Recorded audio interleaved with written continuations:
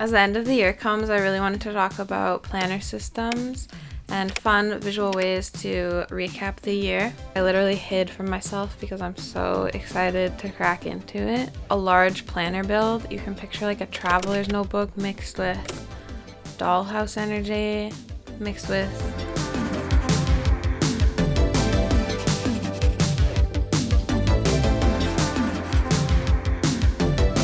Callie. I'm a 28-year-old mixed media artist. I'm also a neurodivergent girly. I spend a lot of my time doing my art practice. I also have a part-time job, and I need all of these components to be able to like come together in my planner. So that's what we're gonna do in this video. I'm gonna start by talking about my current planner, which I kind of DIY'd to fit my needs because I never really found a planner that I liked, like the layout of it.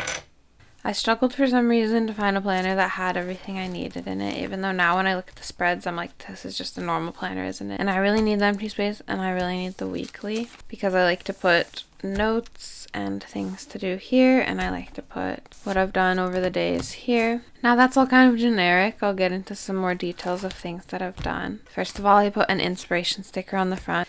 I added a few fun little things like this trinket here. And I added this little ribbon in. One of the main things I started doing was at the end of every week, I would give myself a sticker as props for a week well done. If I had a lot of stuff to do every single day specifically, I would just write it out and then I would highlight it when it's done. But for the most part, I don't necessarily have to get things done on a certain day. And so I will write a list on the side, and then when I want to do it, I'll put it in here. Like once I do it, I'll put it in here and then I'll cross it out. I love these little bubble things because you can do like halfway done, fill it up halfway if you're like halfway done your goals, like here. Oh my gosh, this week does not look like fun. I'll show you my monthly spreads because they are really cute. I kind of got into scrapbooking energy with my monthly spreads. I would make a little type, a different font, and all these little stickers. It'd be exciting and pretty to always go back to my monthly spreads, and this is where I would start, and I would just do a basic calendar and all of my goals for the month, and that way every week I could go back to here, pick out what goals I'm working on. I'll be on track. Here's the November spread. I was doing kind of like themes for color, and that way I could easily tell what month I was relating to. Something I just started doing was highlighting only this little section. I've been doing it to track my working hours, which I thought was a good idea to make sure that I have weekends. So yesterday I posted for my part-time job, and I also posted on my social media. I spent the day doing sewing downtown, and I was working all day. So did a workout, and here I just track my current goals. Lately, something I've been enjoying doing is bulking things into days. So I'll do like an editing day or a creativity day. Mixed media artist and just any artist in general, you're doing like so many different tasks, wearing so many different hats. You can't do a little bit of everything every day. Like you have to kind of like bulk them out. And then I'm going to show you one of the planners that I got for next year, which I literally hid from myself because I'm so excited to crack into it. I'm just looking away for the end of the year. But I'm so excited to not have to like paste everything in myself. I found this at Handy Gifts, and they had a bunch of really cute like book cover type planners. This is Alice in Wonderland's 150th anniversary edition, so I feel like it's like maybe limited edition. I love the pages. They're very thin and soft, and I love that it is filled with illustrations. This is a yearly plan, and I do like the layout of it. And then every month has a little illustration, the monthly spread, a little section for like notes and stuff. And then it's got each week, and each week has a little first things first section for notes. The only thing I'm kind of sad about is it doesn't have like a notes section for each week where you can like write a lot of goals down. But at the same time, I don't really want to spend too much time in my planner. If there's like too many things to track and write down, it can become a little tedious, and I just want it to be like a helpful tool, not something that like feels like a lot of effort. Let's look at some more of the in-between illustrations. I think it's exciting to have all this different imagery coming through. Like, really, it's the aesthetic of it that has won me over.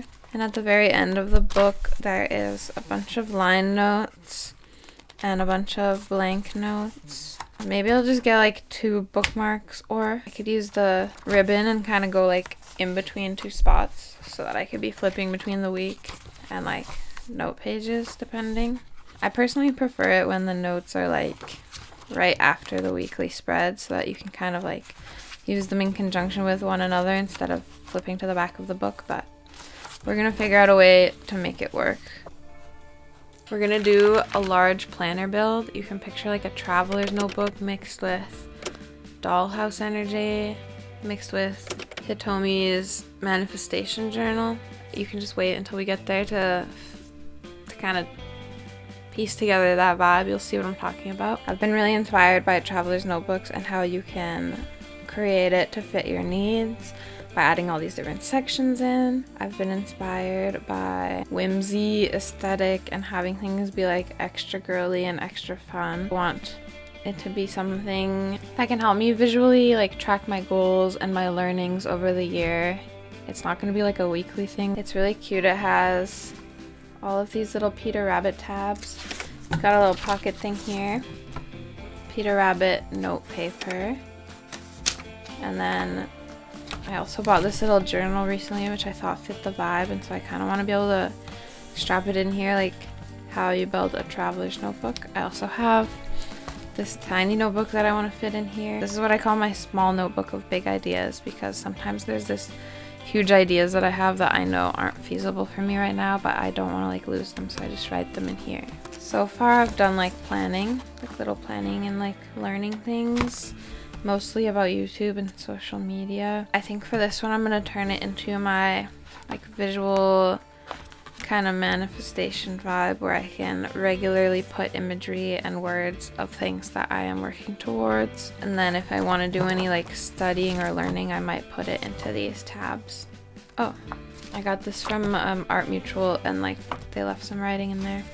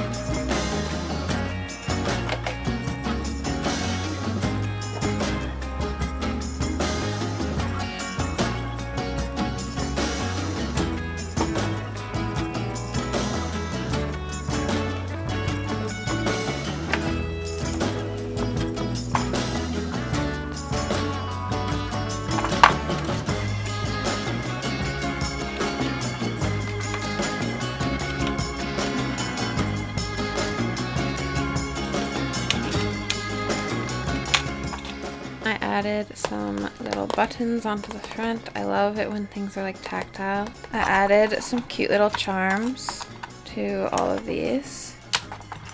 This is the one from my previous one. We've got this nice lining in here. I added a little sticker sheet because it's cute. We got items and my little goodie basket. Some more space back here for stuff. There's all of these tabs. And then we've got our tiny book of big ideas. We've got what's gonna be a little bit of a visualizer. Here we've got a cute little backdrop. It also has kind of like Filofax energy. And yeah, let me know if you think you would make something like this, because like I love how you can like personalize it so much. Check this out. They're so thematic together. Like this is like children's stories, and you would never think when you see this on a bookshelf that it's like my planners. It's just got Alice in Wonderland, Beatrix Potter. I'm obsessed. A lot of the paintings that I do revolve around a kind of folktale, whimsy energy, and like these live within that, and I think it's so cool to be able to bring out my inspirations into like the world around me and like my art space and my planners. It's just constant reminders of what I like to create. This also kind of matches it so well. Whimsy, forest energy. And then lastly, I'm going to show you my scrapbook wrapped from last year, where I like combined all of my achievements, I guess, from the year, and I also did like a little bingo of like goals so we could like fill that out, and I'll show you like my vision board and stuff. Those kind of visual things are like the most powerful. This Stay Curious Artist Wrapped, which is like my version of Spotify Wrapped. On the first page I just did like little pop-outs. This is my business card. It's kind of just like an intro page. On the second page I did all of like the stats. I did like markets attended, shades of color used, artworks completed, combined follower count, bits of trash collected. I like how it looks like you can flip through the sketchbook, and I just grabbed little items and words that I felt like related to what I've been doing. On this page I collected a bunch of items, like this was when I was doing live drawing, and like a bunch of my inspiration that year had come from the Weasley brothers on like the aesthetic of my shop. And I have little pictures here from my very first workshop where I taught people how to paint denim. I'm definitely going to do this again this year because it's such a fun idea. I wrote like a little tidbit about how my year went and my most common subjects. And then what I'm really excited is I did a little bingo sheet here, and I thought that we could fill it out together because it's coming to the end of the year and I can see if I got any bingos.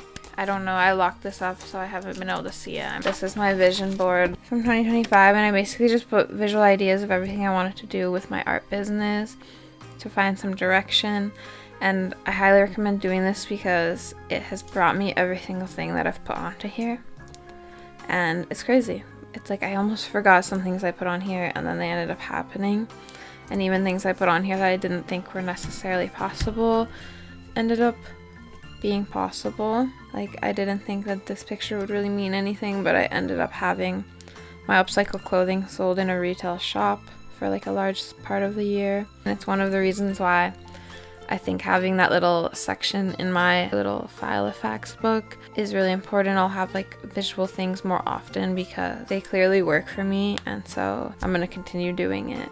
Sell clothing drops. I didn't expect to do that, but I did do it. Do a business inspo course. I did it at the beginning of the year. I did try a new income stream. I did do a market for sure. I did like a lot of markets. I did sell in-store and online. I definitely grew my art emporium a little bit every year. I did not get 2K on Insta. I did draw a man. I did not sell 100 digital downloads. I didn't really have much luck with that.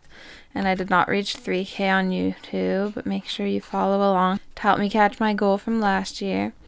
Make 12 YouTube videos. I actually have to go count that right now. Yay! I actually have 11 videos posted, and I have 2 more planned for December. So even if I just do one of those, I will hit 12 videos for the year. Meet up with Artist Mutual.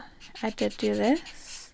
Paint an animal. Yes, definitely. Post with a purpose. That is definitely a huge change I made this year, was having a purpose behind every single post I was making. And sell 20 upcycled garments. This one I put on here and I actually didn't think it was possible, but I definitely did sell 20 and probably more. I got 1, 2, 3, 4 bingos. That's really exciting. Let me know if you're gonna do any of these like ideas that were sprinkled throughout the video. And if you have any that you think I would benefit from, feel free to share them in the comments. See you in the next one. Have a happy new year.